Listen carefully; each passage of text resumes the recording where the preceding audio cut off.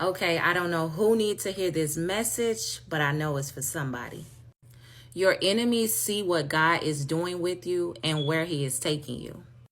And boy, they are mad and they are planning to meet with you. Whether that is calling you up to meet actually at a place or calling you on the phone. But they are trying to pretend to be your friends, but whole time they're your enemies. They are actually agents sent by the devil to intimidate you. Now, this message, y'all, is so good and juicy. I'm going to have to split it up in parts. So I got this word from a dream, y'all.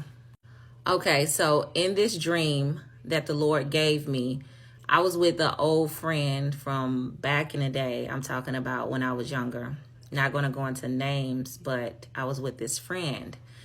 And in real life, this friend was not a friend, y'all. This friend was a frenemy. Like, this girl used to be in competition with me for the randomest stuff, okay?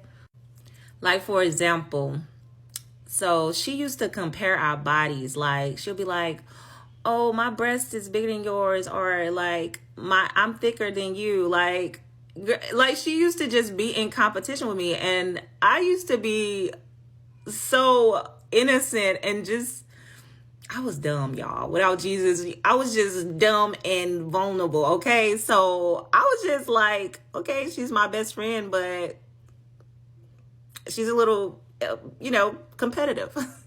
And another example, I remember I told her that I liked this boy. Like, I had a huge crush on this boy. Like, he was my husband in my head. And I told her because that was my best friend at the time. And I want to say a couple weeks later, y'all, she hit me up and was like, guess what? Guess who I go with? And of course, it was the guy that I told her that I was crushing on, that I was like madly in love with, right? And she was a beautiful girl. Both of us were beautiful. Both of us had a lot of attention. And I didn't understand at the time. I mean, I was so young, so I really couldn't comprehend, and I didn't know Jesus, that this is not really my friend. So God is leading me to give this friend a name, okay? So we're going to call her Janice, okay? So Janice. So Janice was like a mean girl. Like, she was nice, mean girl. And I think that's why, like, I remained her friend for that long, which it wasn't long, y'all. It was probably not even a year, but I remained her friend because sometimes she was super sweet and super nice, and then she'll just flip, okay? And I'm telling you all the details because it matters. It really does. So in the dream, I'm with her, and we were outside of an apartment complex, and we were just talking, like, we was chilling, like, we was cool. We was actually friends in the dream. And I had told her something. I messed up and I told her something. I told her something about my ministry, right? And before that, like, she was making me feel comfortable, like, in real life, like, we're friends, and she was nice, and we can share secrets with one another, be friends, right?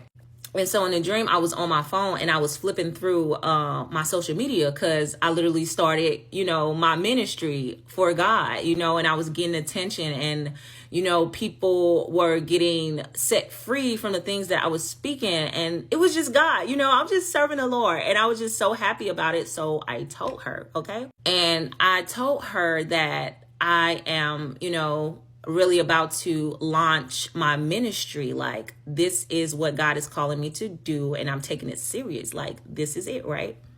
And at that very moment, she was like, you sure? Like, basically saying, like, you sure you want to do that? Like, you not ready? Like, it's so many people that have been, in the ministry field way longer. Like, you're not qualified. Like, you're going to fail. So she tried to speak doubt. And in a dream, I was just like taken back, okay? Okay, and that was the dream. And when I woke up, I knew that that spirit that was behind my friend, Janice, in the dream, that it was a tactic of the enemy. It was trying to instill fear in me and intimidation. And I just received this revelation. Competing and comparing makes you envious. And intimidation takes your eyes off of Jesus. Okay, so I am currently a student of a ministry called Covered by God, which is led by Prophet Tiffany.